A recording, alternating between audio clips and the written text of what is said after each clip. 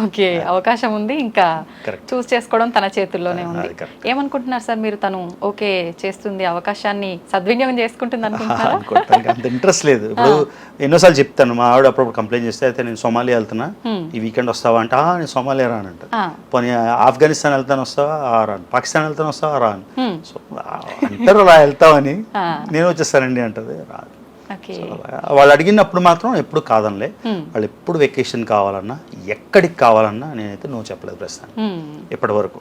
So ఇంకేం problem ఉంటుంది. అంతే సార్, ఇన్ని దేశాలు తిరిగారు కదా, మీకు నచ్చిన దేశం ఏంటి? ఆబ్వియస్లీ ఇండియా, భారతదేశం మన దేశమే కదా. ఇప్పుడు చూడండి, ఇంత తిరిగాను. లాస్ట్ 2023, 2022 సగం నుంచి 2023, 2024లోనే 15 సార్లు 14 సార్లు వచ్చాను.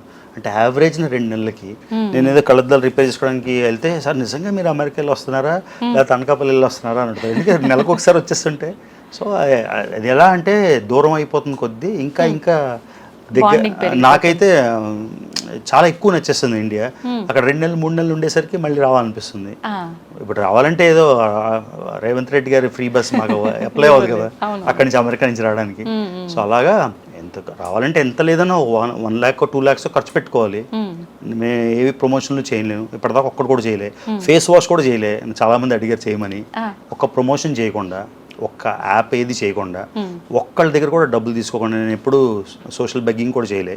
అంటే నాకు ఇలా అయిపోయింది, నేను ఊరు వెళ్తున్నాను, డబ్బులు డొనేట్ చేయండి అనో లేకపోతే ఇంకేదో చేయలే ఇప్పటిదాకా. సో నా డబ్బులే ఖర్చు పెట్టుకొని ఇన్నిసార్లు వస్తున్నాయి. ఎందుకు వస్తున్నా? ఆ అటాచ్మెంట్, ఆ పుల్లింగ్ ఉంది కాబట్టే కదా. ఇప్పుడు హైదరాబాద్ ఎన్నోసార్లు చూసాం, వైజాగ్ ఎన్నిసార్లు చూసామో లెక్కే లేదు. కానీ మళ్ళీ వైజాగ్ రావాలనిపిస్తుంది, ఎందుకంటే అది bonding with the mother land అన్నమాట. సో అది మేమందరం అనుకునేది ఖచ్చితంగా ఎవరో ఒక స్పాన్సర్ ఉండే ఉంటారు. ఇన్ని తిరగటం అంటే సొంత డబ్బులతో మీరే స్టార్ట్ చేయొచ్చు కదా ఐ డ్రీమ్ నుంచి. You can be the first sponsor next country. లేదు ఉంటే స్పాన్సర్ ఎవరైనా ఇచ్చినప్పుడు ఏదో విధంగా వాళ్ళు మెన్షన్ చేయాలి కదా. ఎవరు ఒప్పుకుంటారు అంటే అజ్ఞాత డోనర్లు అంతమంది ఉంటారు కదా. సో నాకు అంటే యూజువల్గా ఉంటారు, అయితే ఎవరు లేరు ప్రస్తుతానికి. కాకపోతే ఎవరైనా ఐ డ్రీమ్ ద్వారా చెప్తున్నా, మీకు అవ్వాలి స్పాన్సర్ చేయాలంటే యూఆర్ వెల్కమ్. నేను అడగను, మీరు చేయాలంటే అవి కూడా వేసాను అంతే కదా. ఇంకా చూడాల్సి పేరుకి 190 దేశాలు తిరిగాం. ఇప్పుడు మీరు తెలంగాణ మీది, ఆంధ్ర, తెలంగాణ. మీరు తెలంగాణలో అన్ని జిల్లాలు చూసారా? లేదు, కానీ తెలంగాణనే కదా. సో అలానే నేను 190 దేశాలు వెళ్ళాను అంటే ప్రతి గ్రామం, ప్రతి టౌన్, ప్రతి ఎయిర్పోర్ట్, ప్రతి నది చూసినట్టు కాదు కదా. సో అలాగా ఒక లైఫ్ టైం కాదు, 20 జన్మలు ఎత్తినా కూడా ప్రపంచం అంతా మూలమూలలో చూడడానికి అవ్వదు. మీ ఎగ్జాంపుల్ చెప్పాను తెలంగాణ. ఇప్పుడు కేసీఆర్ గారు ఎక్స్ సీఎం, రేవంత్ రెడ్డి గారు కరెంట్ సీఎం. రేవంత్ రెడ్డి గారే తెలంగాణ అంటే సీఎంగా ప్రతి గ్రామం, ప్రతి పంచాయతీ వెళ్ళారా అంటే నాకు ఆన్సర్ తెలియదు, ఇళ్ళు ఉండరేమో అనుకుంటున్నా. కుదరదండి అలాగా. సో లైఫ్ టైం సరిపోదు ట్రావెల్కి. ఎలా సార్, అంటే మీరు ఒక ప్లేస్కి వెళ్ళాలనుకున్నప్పుడు ఆ ప్లానింగ్ అంతా ఎన్ని నెలల ముందు నుంచి చేస్తుంటారు, రోజుల ముందు నుంచి? అసలు ప్లానింగ్ ఎలా ఉంటుంది? సో ఇనీషియల్గా మీకు చెప్పాను కదా, ట్రావెల్ ఇప్పుడు ఈజీ అయిపోయింది. ఒకప్పుడు ఇంటర్నెట్ ఉండేది. ఇంటర్నెట్ అంటే ఆ ఇంటర్నెట్ ఉండేది ఒక కంప్యూటర్కి, ల్యాబ్లోనే పనిచేసేది. అది మన ఇంట్లోని ల్యాప్టాప్స్ కూడా ఉండేవి కాదు, ఫోన్లు ఉండేవి కాదు, నెట్ ఉండేది కాదు. సో చాలా కష్టం అయ్యేది. చాలా కష్టంగానే ఒక థ్రిల్ ఉండేది అనమాట. ఈ ఊరు వెళ్దాం, లేకపోతే బుక్స్ ఉంటాయి, కొన్ని బుక్స్ ఉండేవి, లోన్లీ ప్లానెట్ అని, అలా రకరకాల, అవి చదువుకొని ప్లాన్ చేసాము. ఇప్పుడు అసలు ప్లానింగే లేదు. ఇవాళ అనుకుంటా నెక్స్ట్ డే వీసా అక్కర్లేకపోతే, నాకున్న పాస్పోర్ట్కి 180 దేశాలకి వీసా అక్కర్లేదు. సో ఇవాళ అనుకొని రేపు ఎక్కేస్తా ప్లేన్. ఫర్ ఎగ్జాంపుల్ అనుష్క ఒక రోజు వచ్చి, నాన్న మా ఫ్రెండ్ లండన్ వెళ్ళింది, లండన్ బ్రిడ్జ్ చాలా నచ్చిందని, నెక్స్ట్ డే తీసుకెళ్ళిపోయాను తనకి. ఎందుకంటే ఉంటాయి డబ్బులు, క్రెడిట్ కార్డు ఉంటే చేసేసి తీసేయచ్చు కదా. సో అందుకని ఇప్పుడైతే ప్లానింగ్ ఆల్మోస్ట్ జీరో. అంటే టికెట్ కొనుక్కోవాలి వెళ్ళాలంటే, కాబట్టి 1-2 రోజుల ముందు అనుకోవడం, ఎక్కేసేయడం. కొన్నిసార్లు అయితే నేను హైదరాబాద్లోనో ముంబైలో దిగాక హోటల్ బుక్ చేస్తామంట. ఫోన్ ఉంది, ఎయిర్పోర్ట్లో బుక్ చేసేసి హోటల్ దగ్గర లేవు, అలాగా అదొక థ్రిల్ అనమాట. ఇంతకుముందు చాలా ప్లానింగ్ ఉండేది, ఇప్పుడు ఆల్మోస్ట్ జీరో. అంటే మళ్ళీ కింద కామెంట్లు వస్తాయన్నమాట, ఎలాగ జీరో అయితే టికెట్ అలా కొంటావు. బేసిక్స్ కొంచెం అర్థం చేసుకుంటే ఆల్మోస్ట్ జీరో ప్లానింగ్తో తిరుగుతున్నాయి. ఓకే, ఎక్కువ ఇబ్బంది పడ్డ ప్రదేశం మీరు వెళ్ళిన తర్వాత, అలాంటి ప్రదేశం ఏదైనా గుర్తుండిపోయే మెమరీ ఉంది సార్? ఎలా అంటే మీరు ట్రావెల్ చేస్తున్న కొద్దీ ప్రతిసారి చాలా ఎక్స్పీరియన్స్ అయిపోతారు. ఫస్ట్ దేశం చాలా కష్టం ఉంటుంది, రెండోది కొంచెం తక్కువ ఉంటుంది, 100 వచ్చేసరికి ఈజీ అవుతుంది, 190 వచ్చేసరికి చాలా ఈజీ అయిపోతుంది కదా. సో ఎన్నో ఇష్యూస్ వచ్చినా కూడా అదొక ఆపర్చునిటీలా ఉంటుంది. ఫర్ ఎగ్జాంపుల్ ఇంతకుముందు నేను ఏదైనా ఎయిర్పోర్ట్కి వెళ్ళి ప్లేన్ మిస్ అయిపోతే ఒక 6 గంటలు ప్లేన్ మిస్ అయిపోయింది ఎలాగా అని. కానీ 7వ గంట ప్లేన్ మళ్ళీ బుక్ చేసుకోవాలి కదా కొత్తది. 6 గంటలు వేస్ట్ చేయడం ఎందుకు, ఆ రియలైజేషన్ వచ్చేసింది. ప్లేన్ మిస్ అయితే మిస్ అయిందా ఓకే అని నెక్స్ట్ ప్లేన్ బుక్ చేసుకున్నాం. 6 గంటలు ఏడ్చి తర్వాత అదే ప్లేన్ బుక్ చేయాలి, ఏడకుండా హ్యాపీగా బుక్ చేసుకుంటే పని అయిపోయింది కదా. సో ఈ మెచ్యూరిటీ వచ్చేస్తుంది అన్నమాట. సో ఎలాంటి ఇష్యూ వచ్చినా ఇప్పుడు మేము ఇలా కొడతారు, కొంచెం మూవ్ అవుతారు, కానీ మళ్ళీ ఇలా వచ్చి అలా అంత తట్టుకునే శక్తి సహనం వచ్చేసింది అన్నమాట. అలా యూట్యూబ్ వచ్చాక ఇంకా స్ట్రాంగ్ అయిపోయాం. ఎలా అంటే ఇప్పుడు ఏది జరిగినా ఎవరేం చేసినా ఈ ప్లేన్ మిస్ అయిపోయినా అది అయిపోయినా ఇది అయిపోయినా సొల్యూషన్ తెచ్చుకోగలిగిన సామర్థ్యం వచ్చేసింది అనుకుంటున్నా. టెస్టింగ్ టైమ్స్లో if you survive then life is easy కదా. ఓకే, మంచి గుర్తుండిపోయే స్వీట్ మెమొరీ అంటే ఏ ప్రదేశంలో క్రియేట్ చేయబడింది సార్? చాలా ఉన్నాయండి. కాకపోతే మీకు కూడా కొంచెం వ్యూస్ కావాలి కాబట్టి పాకిస్తాన్ చెప్తాను నేను. ఎందుకంటే నేను పాకిస్తాన్ వెళ్ళినందుకు చాలా కాంట్రవర్సీ చేశారు యూట్యూబ్లో. అందుకని నేను ఐ డోంట్ కేర్ అని చెప్పడానికి పాకిస్తాన్ 2వ సారి 3వ సారి వెళ్ళి వీడియోలు చేశాను అనమాట. అంటే ఎవరో ఏదో అన్నారని మనం భయపడిపోయి మన లైఫ్ మార్చుకుంటే ఇంకా లైఫ్ వేస్ట్. కాబట్టి నాకు మెమొరబుల్ మూమెంట్ ఏంటంటే పాకిస్తాన్ ఎందుకు చెప్తాను. మీరు కావాలంటే పాకిస్తాన్ వెళ్ళగలరా? వెళ్ళలేరు. వాళ్ళు వీసా ఇచ్చినా మీకు భయం ఉంటుంది వెళ్ళాలా లేదా అని. అలాంటిది ఒక శత్రు దేశంకి వెళ్ళి మనకి ఎన్నో వార్లు, ఎంతోమంది జవాన్లు చనిపోయారు, బోర్డర్స్ దీని గురించి కాల్ చేస్తారు, అంత టెర్రర్ ఉన్న ప్లేస్ ఎక్కడ చూసినా మనం పాకిస్తాన్ అంటే వాళ్ళు చాలా ఘాతకాలు చేశారు కదా, అక్కడ పుల్వామా అని, ముంబైలో కాల్పులని. సో దాంతో క్యూరియాసిటీ విపరీతంగా పెరిగిపోతుంది. ఏంటి అక్కడికి వెళ్ళగానే అందరూ టెర్రరిస్ట్లే ఉంటారా, అందరూ గన్లు వేసుకొని ఇలా చంపేయడానికి రెడీగా ఉంటారు, ఇలాంటి క్వశ్చన్స్ ఉంటాయి కదా. సో అందుకని పాకిస్తాన్లోకి ఫస్ట్ టైం అడుగుపెట్టినప్పుడు వచ్చిన థ్రిల్ నా 195 దేశంకి అడుగుపెట్టినప్పుడు కూడా రాలేదు. సో మెమరబుల్ మూమెంట్ ఏంటంటే అంటే ఎవ్వరూ చేయలేని ఒక విషయం చేయగలిగామని. చిన్నప్పటి నుంచి చిన్న పిల్లల్ని అడిగిన ఏ దేశం అంటే పాకిస్తాన్ అని చెప్తారు. ఎందుకంటే మ్యాచ్లు అవే అవుతాయి, వార్లు అవే అవుతాయి, గొడవలు అవే అవుతాయి, అంటే అన్ని విధాలా. కాబట్టి దాని మీద ఒక కసిలాగా ఏంటి అని.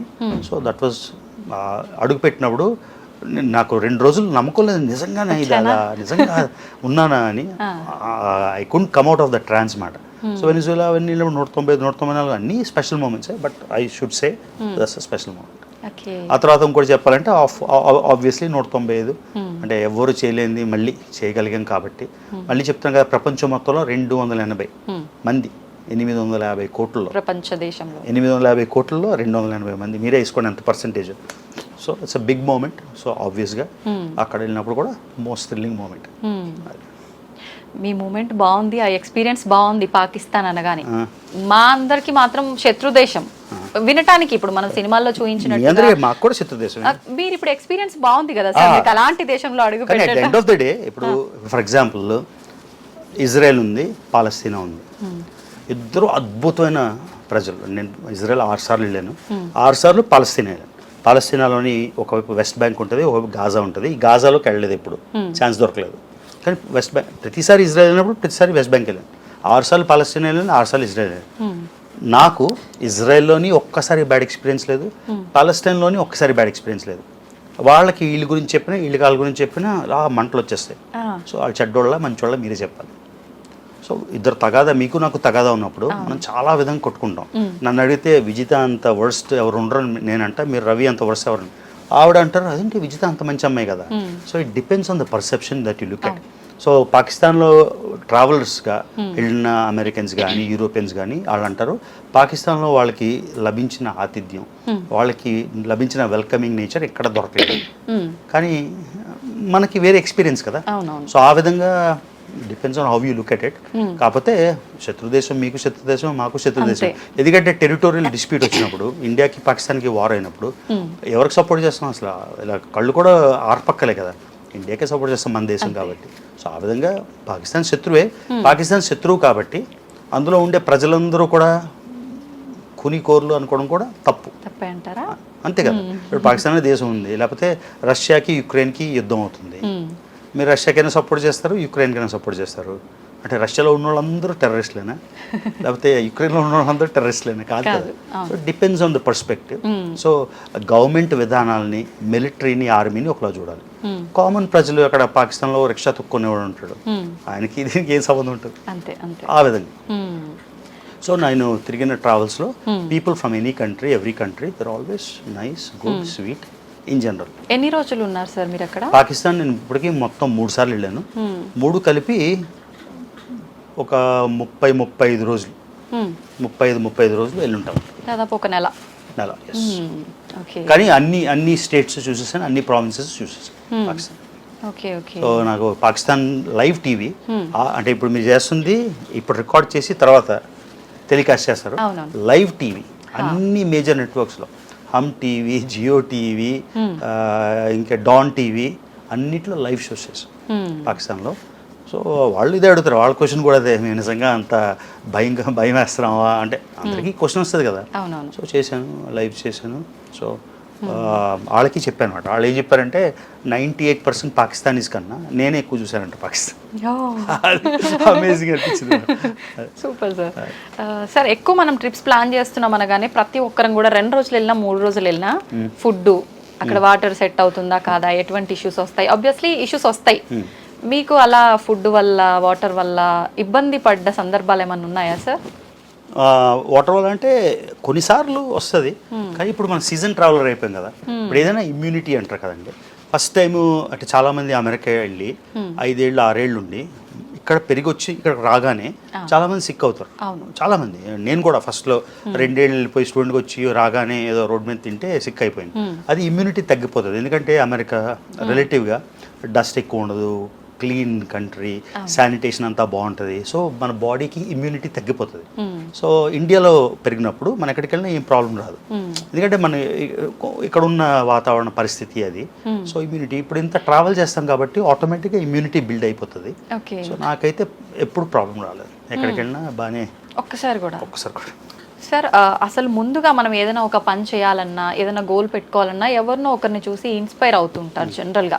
మీరు ఇలా ఇన్ని దేశాలు చుట్టి రావాలి అనే ఒక ఆలోచన రావడానికి మీకు ఎవరైనా ఇన్స్పిరేషన్ ఉన్నారా సార్? నిజంగా చెప్తున్నా, ఇది లేదు. కాకపోతే ఈ చిన్నప్పుడు చదువుకుంటాం కదా హిస్టరీ, అన్నీ అక్కడి నుంచే. మార్కో పోలో గురించి చదివినప్పుడు, ఫాహియన్ గురించి చదివినప్పుడు, హ్యూన్ సాంగ్ అని చదివినప్పుడు, ఐబన్ బట్టుటా ఇలాంటి వాళ్ళు చదివినప్పుడు తెలియకుండానే చంద్రముఖి ఇలాగా ఫీలింగ్స్ వచ్చేవి. సో మళ్ళీ నేను కొత్తగా ట్రావెల్ చేసి ఉంటే మీరు అనొచ్చు మన తెలుగులో ఈ వ్లాగర్ని చూసో, హిందీలో ఆ వ్లాగర్ని చూసో అని. కానీ మన ట్రావెల్ అసలు యూట్యూబే 2014 అనుకుంటా వచ్చింది. యూట్యూబ్ లేదు, ఇన్స్టాగ్రామ్ లేదు, ఫేస్బుక్ కూడా లేదు. నేను ట్రావెల్ చేసిన 10 ఏళ్ళకి ఆర్కుట్ అని ఒక టూల్ వచ్చింది, అప్పుడు సోషల్ మీడియా లేదు. సో ఎవరిని చూసి ఇన్స్పైర్ అవుతాం? సో ఇలాంటి సీజన్డ్ ఏజ్ ఓల్డ్ ట్రావెలర్స్ని చూసే ఇన్స్పిరేషన్. సో ఇది స్వచ్ఛందంగా వచ్చిన ఇంట్రెస్టే. ఓకే.